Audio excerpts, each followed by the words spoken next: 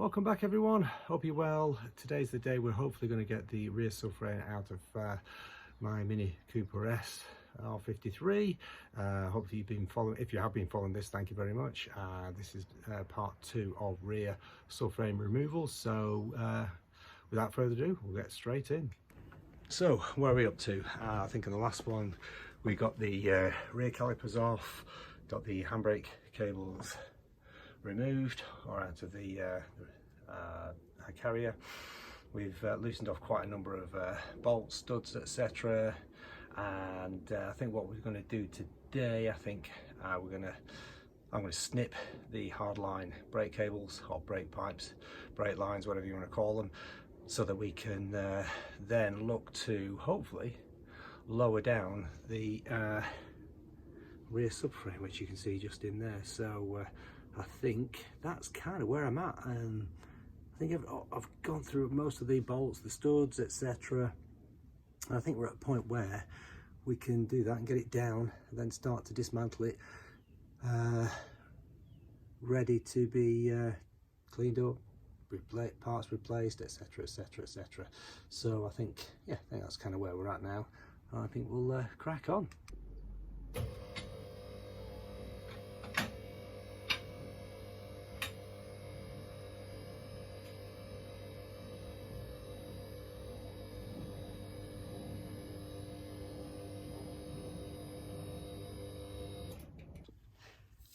So what we've got here is obviously the flexi brake pipe that goes to the caliper that I snipped on the last video, and you can see there, let me just see that there, the hard line it's just beyond.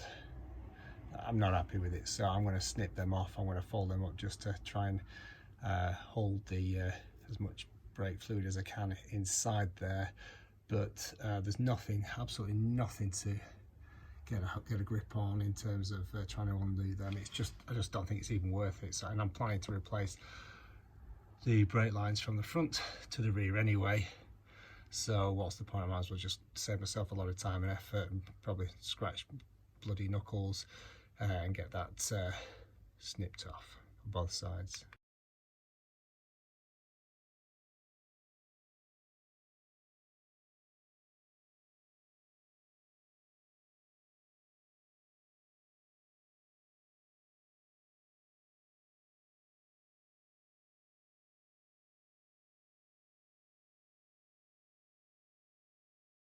Okay, so what I was doing then, I was just getting the handbrake cables out of the way, fed them because they feed through the subframe, held on by a bracket with a rubber grommet. So they're going to get painted, powder coated, whatever. So I think now, we're at the point where we can look to bring everything, all the rear subframe, down. So let's see where we get to with that. Right, so we have a mixture of sockets, starting with a 16mm for the subframe. Then for some reason we have a 15mm for the trailing arm bush bracket that holds it to the body, and a 13mm for the rear strut. 13mm there for the rear strut, so rear suspension. And I think once we've got all them undone, we should be good to go.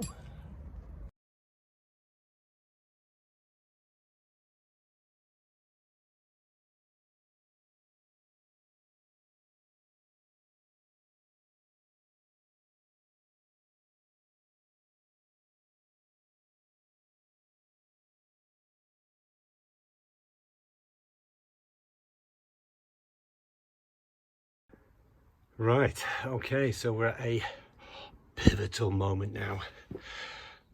What I believe we now have is a position where we have only 2 bolts holding the subframe and the rear suspension in place.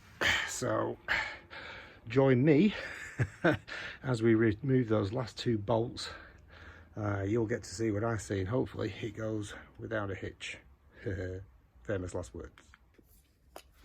here we go. Right, where's that 16 mil gone? That is. Do.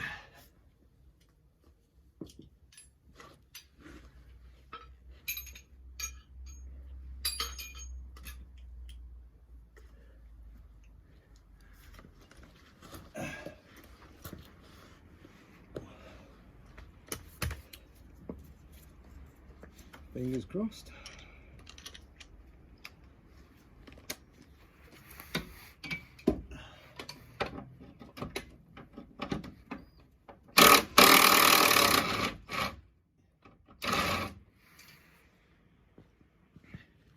Hopefully, one left.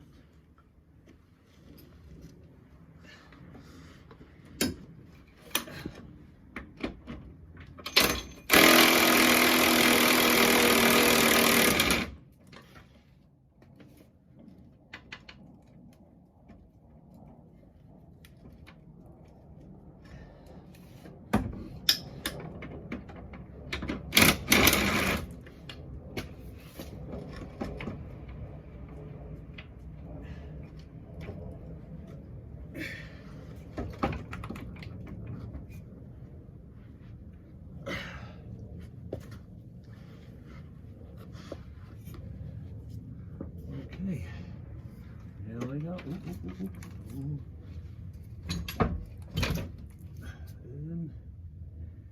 Yeah, looks a bit decidedly dodgy, doesn't it? I've got a funny feeling that's going to fall off.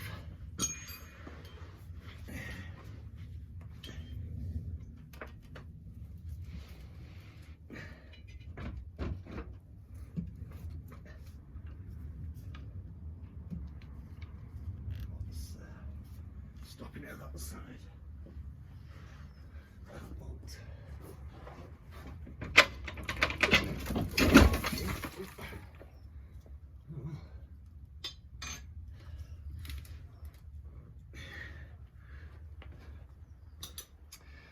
So, one subframe, rear subframe, off.